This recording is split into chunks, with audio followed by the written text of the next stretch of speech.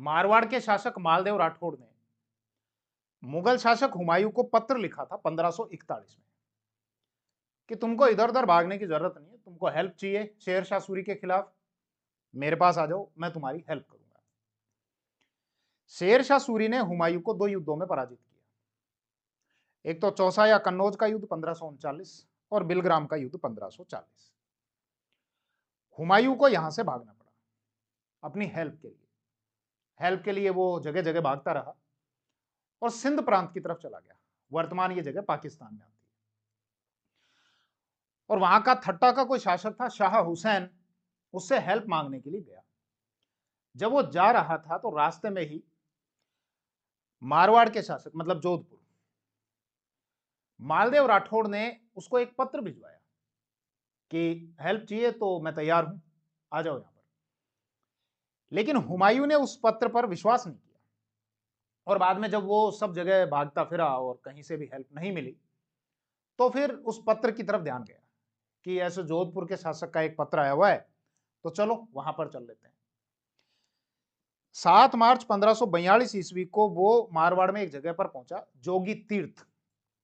जब वहां पर वो पहुंचा तो मालदेव राठौड़ ने उसका स्वागत करवाया, मतलब अपने कुछ सैनिकों को भेजा, वो रसद सामग्री वगैरह भी लेकर गए। इसके अलावा कुछ अशर्फियां भी हुमायूं को पेश की गई और हुमायूं को एक मैसेज भी भिजवाया गया कि बीकानेर का जो परगना है, मतलब बीकानेर रियासत जो है वो अभी मेरे अधीन है, तो तुम्हारी मैं यहां पर रहने की व्यवस्था कर दूंगा और बीकानेर जो है वो तुमको दे दूंगा। हुमायूं ने मालदेव राठौड़ पर सीधा सीधा विश्वास नहीं किया, बारी बारी से अपने कुछ व्यक्तियों को मालदेव राठौड़ के दरबार में भेजा। वो व्यक्ति थे अतका खां, रायमल सोनी और मीर समंद। ये लोग जब मालदेव राठौड़ के दरबार में गए हुए थे तो वहीं पर इन्होंने ये देखा कि शेर शाह सूरी का भी कोई व्यक्ति जो है वो मालदेव राठौड़ के दरबार में है। इनको यह शक उत्पन्न हुआ कि शायद मालदेव राठौड़ ने ये पूरी फील्डिंग इसीलिए सेट कर रखी है कि हुमायूं को पकड़ लिया जाए और पकड़कर उसको शेर शाह सूरी को सौंप दिया जाए। शेर शाह सूरी भी यही चाहता था। ये लोग हुमायूं के पास में चले गए। हुमायूं का एक लाइब्रेरियन था मुल्ला सुर्ख। उस मुल्ला सुर्ख ने हुमायूं को यह कहा कि मालदेव राठौड़ पर अभी विश्वास मत करो। क्यों? क्योंकि हमको ऐसा लगता है कि मालदेव राठौड़ ऊपर से चिकनी चुपड़ी बातें कर रहा है और अंदर ही अंदर इस प्रकार की ये प्लानिंग चल रही है, तुमको पकड़कर और शेर शाह सूरी के समक्ष सौंप दिया जाएगा। हुमायूं मुल्ला सुर्ख की इन बातों को सुनकर और तुरंत वहां से भाग गया। मालदेव राठौड़ को जब ये जानकारी लगी, बोले हुमायूं तो जा रहा है, भाग रहा है, तो मालदेव राठौड़ ने अपनी एक बहुत छोटी सी फौज, मतलब मुट्ठी भर सैनिक आप बोल सकते हो, वो हुमायूं के पीछे लगा दी। अब हुमायूं जब भागता रहा तो उसके पीछे उसको ये मैसेज मिला कि मालदेव राठौड़ ने अपनी एक सेना जो है वो तुम्हारे पीछे लगा रखी है। हुमायूं को और यकीन पुख्ता हो गया कि मुल्ला सुर्ख ने जो बात बोली है कि मालदेव राठौड़ तुमको पकड़ लेगा और पकड़कर शेर शाह सूरी को सौंप देगा, तो इस बात में सच्चाई है, क्योंकि देखो अब हमारे पीछे फौज भी लगा दी। सवाल ये निकलता है, इतिहासकार ये कहते हैं कि जब मालदेव को हुमायूं की हेल्प नहीं करनी थी तो फिर आखिर मालदेव ने पत्र लिखा ही क्यों था 1541 में? और जब 7 मार्च 1542 को मालदेव जोगी तीर्थ पहुंचा तो फिर उसकी हेल्प क्यों नहीं की?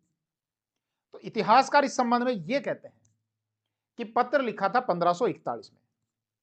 हुमायूं ने शुरू में उस पत्र पर ध्यान नहीं दिया, वो भागता रहा, शायद वहां से हेल्प मिल जाए, वहां से मिल जाए, वहां से मिल जाए और वहां से मिल जाए। हुमायूं को जब कहीं से भी हेल्प नहीं मिली और सारे दरवाजे बंद हो गए तो फिर सबसे बाद में उसने उस पत्र पर विचार किया। 1541 का पत्र है और वो पहुंच रहा है 1542 में। इस दौरान परिस्थितियां बदल चुकी थी, उस दौरान परिस्थितियां अलग थी। यदि उसी समय हुमायूं मालदेव के पास में आता तो मालदेव स्वयं तैयार था शेर शाह सूरी के विरुद्ध लड़ने के लिए, और मालदेव ये चाहता था कि हुमायूं के साथ में उसका एक अलायंस अगर हो जाएगा, गठबंधन हो जाएगा, तो दोनों मिलकर शेर शाह सूरी को पराजित कर देंगे। हुमायूं अपनी टेरिटरी को एंजॉय करेगा और मेरे पास में मेरा अपना क्षेत्र रहेगा। हुमायूं लेकिन जब बाद में आया तो परिस्थितियां चेंज हो चुकी थी और शेर शाह सूरी ने अपने आप को मजबूत बना लिया था। तो इसीलिए इतिहासकारों के हिसाब से कि उस समय की परिस्थितियों के अनुसार मालदेव को यह लगा कि अब शेर शाह सूरी के खिलाफ जाकर हुमायूं की हेल्प करना ठीक नहीं है। इसीलिए मालदेव ने एक बहुत छोटी सी फौज, मात्र मुट्ठी भर सैनिक हुमायूं के पीछे लगा दिए थे।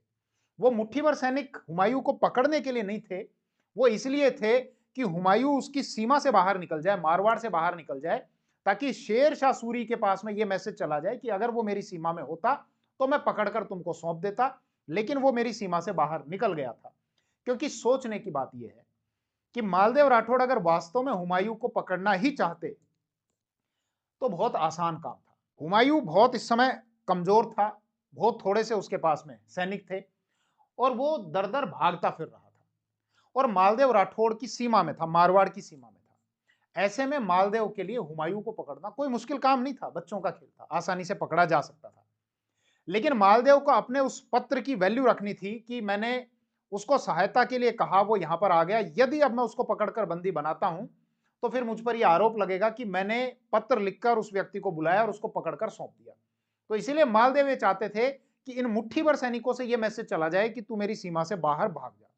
इसलिए पकड़ने के लिए नहीं, बल्कि उसको वहां से भगाने के लिए इस प्रकार एक छोटी सी सेना भेजी गई थी। तो हेल्प क्यों नहीं की, यह कारण तो समझ में आ गया कि परिस्थितियां पहले अलग थी, बाद में अलग थी।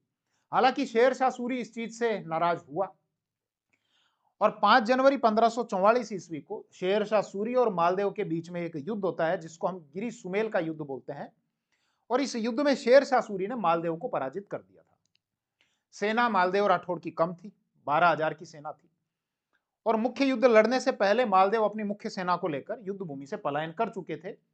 और उसका कारण मैं बता चुका हूं पहले के वीडियो में कि शेर शाह सूरी ने एक झूठा पत्र लिखा था, जिसको पढ़ने के बाद मालदेव को यह लगा कि मेरे जो सेना नायक हैं जेता और कुपा, वो दोनों शेर शाह सूरी के साथ में जाकर मिल चुके हैं।